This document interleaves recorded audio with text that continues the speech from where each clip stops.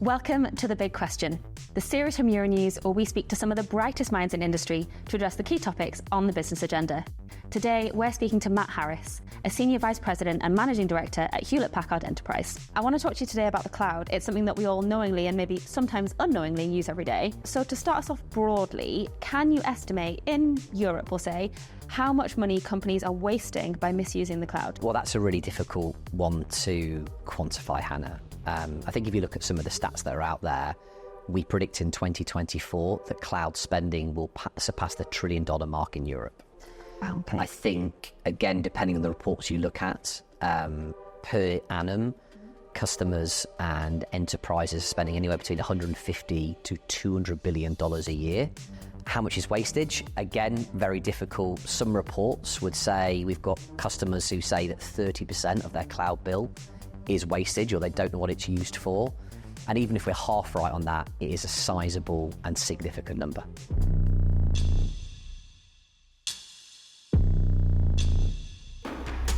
I think some people have discussed kind of the rising costs of the cloud.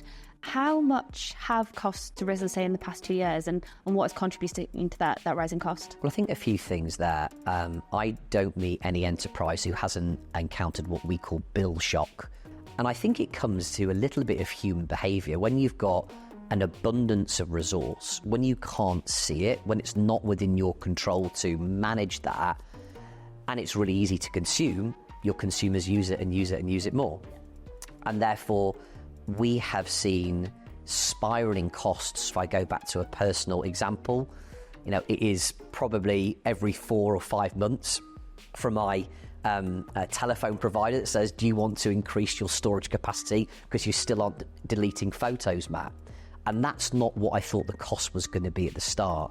The reality is, if you do that at super scale as a business over a long period of time, it has created an enormous bill for society. So further to that point, how can businesses save money on their cloud usage? As a society, we are naturally hoarders.